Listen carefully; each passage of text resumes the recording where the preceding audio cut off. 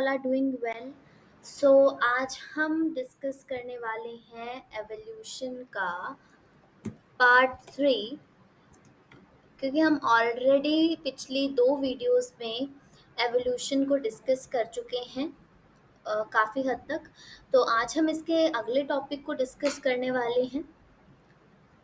तो आज का जो मेन टॉपिक रहेगा हमारा डिस्कशन का इस वीडियो का, वो होगा एविडेंसेस फॉर एवोल्यूशन। यानी कि क्या क्या सबूत हैं हमारे पास कि एविडेंस हुए हैं कि एवोल्यूशन हुआ है। तो वो एविडेंस क्या है वो सब हम यहाँ पे देखने वाले हैं। तो evidence that evolution of life forms has Indeed taken place on earth has come from many quarters. तो बहुत सारे एरियाज हैं, बहुत सारे डोमेन्स हैं जहाँ से हमारे पास एवोल्यूशन के एविडेंस मिले हैं हमें। ठीक है, बहुत सारे डोमेन्स से एवोल्यूशन के एविडेंस आए हैं। तो यहाँ से इसका थोड़ा आइडिया मैंने लास्ट वीडियोस में भी दिया था जब हमने डिस्कस किया था थ्योरी ऑफ स्पेशल क्रिएशन को, जो फादर सुरेज जिसके सपोर्टर थे जिस थ्योरी के। तो उसमें हमने उनकी थ्योरी के जो ड्रॉबैक्स बताए थे, यानी कि हमने नहीं बल्कि डार्विन एंड वॉलेस ने बताए थे जो ड्रॉबैक्स, जो 3 कॉनोटेशंस को चैलेंज किया था उन्होंने, वो 3 पॉइंट्स बताए थे। तो उन्हीं पॉइंट्स को यहाँ पे पहले डिस्कस किया गया है। तो जल्दी से देखते हैं और उसके बाद हम अगले टॉपिक की ओर बढ़ेंगे, होमोलॉजी एनोलॉजी वो सब। तो चलिए यहाँ पे देखते हैं। Fossils are remains of hard parts of life forms found in rocks. अब फॉसिल्स क्या होते हैं?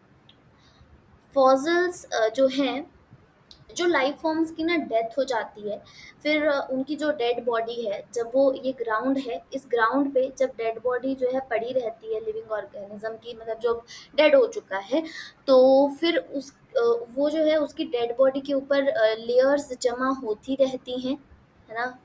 ऐसे लेयर्स जमा होती रहती हैं। तो फिर जब खुदाई वगैरह की जाती है तो उस टाइम हमें ये जो डेड बॉडी थी इसके कुछ रिमेन्स मिलते हैं, रिमेन्स ऑफ हार्ड पार्ट्स, यानी सिर्फ हार्ड पार्ट्स हमें मिलते हैं, ठीक है, रॉक्स के अंदर। तो उन्हीं को हम फॉसिल्स बोलते हैं। से बहुत सिंपल लैंग्वेज में इसकी डेफिनेशन बताई है मैंने कि फॉसिल्स क्या है, कि जो हार्ड पार्ट्स हमें मिलते हैं, जो कोई लाइफ फॉर्म थी कभी, तो वो जो है फॉसिल कहलाती है। और ये मिलती कहाँ पे है हमें? ये ज़मीन के अंदर मिलती है, रॉक्स में। हम खुदाई करते हैं तो हमें मिल जाती है। अब rocks form sediments and a cross section of earth's crust indicate the arrangement of sediments one over the other during the long history of life. अब ये जो लाइन है इसका सिंपल सा मीनिंग यही है कि over the period of time, जैसे कभी ये कोई ए टाइम पीरियड था, तो ए टाइम पीरियड में कोई ये लेयर जो है यहाँ पे, ये वाली कोई लेयर जो है यहाँ पे आई थी। यहाँ पे हम देख लेते हैं, जैसे यहाँ से शुरुआत हुई, ठीक है, तो यहाँ पे कोई ए लाइफ थी यहाँ पे, ठीक है। तो यहाँ पे एक अलग ही हमारे पास एक लेयर बन जाएगी over the period of time. फिर एक और लेयर बन जाएगी, मान लो इस लेयर में बी ऑर्गेनिज्म रहे होंगे। फिर एक और यहाँ पे लेयर बन जाएगी, तो इस तरह से यहाँ पे मान लेंगे सी होगा। तो इस तरह से बहुत सारी लेयर्स बनती रहती हैं, और अलग अलग लेयर से हमें पता चलता है कि ये जो है इस टाइम पीरियड की लेयर है, ठीक है।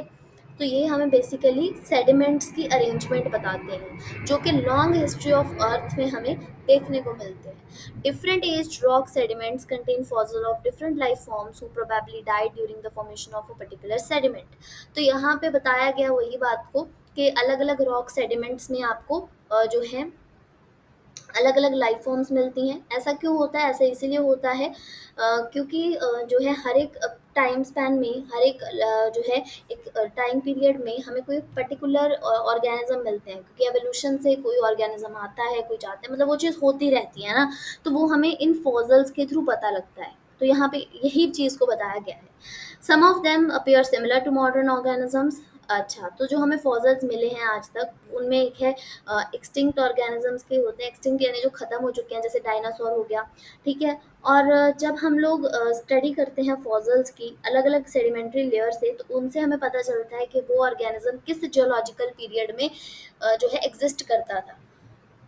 जैसे कि अगर मैं बताऊं, तो जो डायनासोर्स थे वो 65 मिलियन ईयर एगो एक्सटिंक्ट हो चुके हैं, राइट। तो ये डायनासोर 65 मिलियन ईयर पहले एक्सटिंक्ट हो चुके हैं। तो ये भी तो हमें फॉसिल्स के थ्रू ही चला होगा, है ना? तो यही चीज़ यहाँ पे बताई गई है। The study showed that life forms varied over time and certain life forms are restricted to certain geological time spans. तो वही बात है यहाँ पे कि लाइफ फॉर्म्स में जो है चेंजेस आते गए विद टाइम, और कुछ लाइफ फॉर्म्स तो खत्म ही हो गई, कुछ लाइफ फॉर्म्स तो सिर्फ एक पर्टिकुलर टाइम पीरियड तक ही सीमित रह गई। Hence, new forms of life have arisen at different times in the history of Earth, and all this is called paleontological evidence. तो ये जो fossils की स्टडी के थ्रू हमें पता चलता है एवोल्यूशन का, इसी को paleontological evidence कहा जाता है। इसी को क्या कहा जाता है? paleontological evidence कहा जाता है। Do you remember how the age of fossils calculated? ये तो बस अलग अलग मेथड्स हैं फॉजल्स के भी, ठीक है? तो वही बात है यहाँ पे, नॉट वेरी इंपॉर्टेंट बट ठीक है। तो हमने यहाँ तक इस चीज़ को समझ लिया कि पैलेंटोलॉजिकल एविडेंस क्या होते हैं, फॉजल्स क्या होते हैं, और सेडिमेंट लेयर्स के थ्रू क्या पता चलता है, और डायनासोर्स की थोड़ी सी बिल्कुल ब्रीफ सी बात कर ली। तो अब हम चलते हैं इसके आगे। तो ये हो गया फॉसिल्स के थ्रू फर्स्ट एविडेंस। अब हमें बताया गया है कि एनाटॉमी एंड मॉर्फोलॉजी। एनाटॉमी होता है इंटरनल स्ट्रक्चर, मॉर्फोलॉजी होता है फिजिकल स्ट्रक्चर, ठीक है? एक ब्रीफ आइडिया। तो ऑर्गेनिजम्स में एनाटॉमी एंड मॉर्फोलॉजी में कई बार सिमिलैरिटीज होती है, कई बार डिफरेंसेस होते हैं, ठीक है? तो जो किन के बीच में, आज के ऑर्गेनिज्म और पहले के ऑर्गेनिजम्स के बीच में अगर हम उनकी कंपैरेटिव स्टडी करें तो हमें पता चलता है, ठीक है? क्या कि उनकी एनाटॉमी एंड मॉर्फोलॉजी में कुछ कुछ सिमिलैरिटीज भी हैं, कुछ कुछ डिफरेंसेस भी हैं। Such similarities can be interpreted to understand whether common ancestors were shared or not. अच्छा, जो सिमिलैरिटीज़ हैं पहले के और आज के ऑर्गेनिजम्स में, वो ये इंडिकेट करते हैं कि वो ऑर्गेनिजम्स के एंसेस्टर जो हैं वो एक रहे होंगे। समझ रहे हो कि अगर कुछ ऑर्गेनिजम्स के बीच में, मान लो अभी के लिए कुछ ऑर्गेनिज्म हैं जिनके बीच में सिमिलैरिटीज़ हैं, तो उनसे हमें आइडिया लगता है कि क्या इनके एंसेस्टर्स सेम थे, ठीक है? जैसे अगर बात की जाए, एक एग्जांपल है सिमिलैरिटीज़ की ही, जैसे वेल हो गया, बैट्स हो गया, चीता हो गया, एंड मोस्ट इम्पॉर्टेंट ह्यूमन हो गया, यानी कि सारे मैमल्स हो गए। तो उन सब में बोन्स और फोर लिम्स, जो फोर लिम्स की बोन होती है ना, उनमें सिमिलैरिटीज़ होती हैं। एक्चुअल में क्या है कि इन जो सारे ऑर्गेनिज्म हैं, इनकी फोर लिम्स फंक्शन तो अलग अलग परफॉर्म करते हैं, ठीक है? They have similar anatomical structure. इनका जो एनाटॉमिकल स्ट्रक्चर है वो सिमिलर है। कैसे?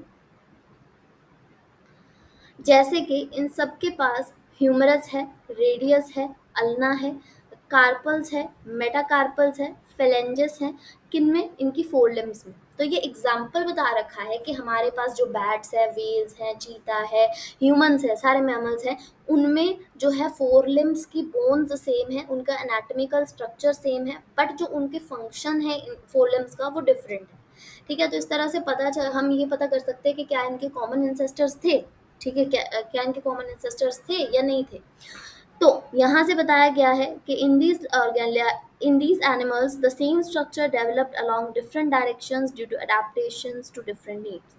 अब स्ट्रक्चर तो सब में यही है, यही सब में कॉमन स्ट्रक्चर तो क्या है, सब में यही है, लेकिन अब हर किसी के हैबिटेट के अकॉर्डिंग, हर किसी की नीड के अकॉर्डिंग, किसी का ये स्ट्रक्चर किसी तरह फंक्शन कर रहा है, किसी का ये किसी तरह फंक्शन कर रहा है। तो इस तरह से ये जो है एवोल्यूशन डाइवर्जेंट एवोल्यूशन बन गया। कैसा एवोल्यूशन? डाइवर्जेंट एवोल्यूशन बन गया। और ये जो स्ट्रक्चर्स हैं ये होमोलोगस बन गए। होमोलोगस स्ट्रक्चर्स क्या होते हैं, या होमोलोगी क्या होती है? होमोलोगी होती है कॉमन एंसेस्ट्री, कि इन सबकी एंसेस्टर सेम थे, ठीक है? तो होमोलोगस में आप बोल सकते हो, क्या बोल सकते हो? यहाँ पे हम लिख सकते हैं दैट कॉमन ओरिजिन है, कॉमन ओरिजिन है, यानी कि कॉमन ओरिजिन हो गया, कॉमन एंसेस्ट्री को रिप्रेजेंट करता है, बट उनके हैबिटेट, उनके नीड्स के अकॉर्डिंग उनके फंक्शंस डिफरेंट हैं। So this is all about homology, के जो इनके कॉमन ओरिजिन है और डिफरेंट फंक्शंस हैं। दूसरा एग्जाम्पल है हमारे पास सारे वर्टिब्रेट्स का हार्ट हो गया और उनका ब्रेन हो गया। प्लांट्स में अगर एग्जाम्पल की बात की जाए, अभी हम किसकी एग्जाम्पल की बात कर रहे हैं? होमोलॉगी के एग्जाम्पल, या होमोलोगस जो है उसके एग्जाम्पल्स की बात कर रहे हैं, डाइवर्जेंट एवोल्यूशन की। Thorns and tendrils of bougainvillea and cucurbita, ये भी होमोलॉगी को रिप्रेजेंट करता है। होमोलॉगी डाइवर्जेंट एवोल्यूशन पे बेस्ड है, ठीक है, और बिल्कुल अपोजिट है होमोलॉगी का क्या, analogy. So analogy is just opposite to, analogy is just opposite to homology. So analogy की भी कुछ एग्जांपल्स बता रखी हैं, जैसे कि wings of butterfly and bird look alike, they are not anatomically similar. तो जो एनालॉगी है उसमें जो भी ऑर्गन्स होते हैं वो एनाटॉमिकली सिमिलर नहीं होते हैं, ठीक है, हालांकि उनका जो फंक्शन है वो सिमिलर होता है। और साथ ही यहाँ पे बताया गया है कि एनालॉगस जो हमारे पास स्ट्रक्चर्स हैं वो सब कन्वर्जेंट एवोल्यूशन का ही पार्ट है, ठीक है, मतलब कि जो सारे के सारे ऑर्गेनिजम्स हैं वो इस तरह से अलग अलग रहे हैं, लेकिन सब जो हैं एक ही जगह आके कन्वर्ज हो रहे हैं, सब क्या हो रहे हैं, एक ही पॉइंट पे आके कन्वर्ज हो रहे हैं। तो ये होता है कन्वर्जेंट एवोल्यूशन, या फिर हम बोलते हैं एनालॉगी या एनालॉगस एवोल्यूशन, है ना, कुछ भी ऐसे बोल सकते हैं। सो यहाँ पे different structures evolving for the same function, यहाँ पे फंक्शन सेम है ऑर्गन्स का, तो उनमें ये सिमिलैरिटी है। अदर एग्जाम्पल्स हैं एनालॉगी के, eye of octopus, and of mammals, flipper of penguin and dolphin.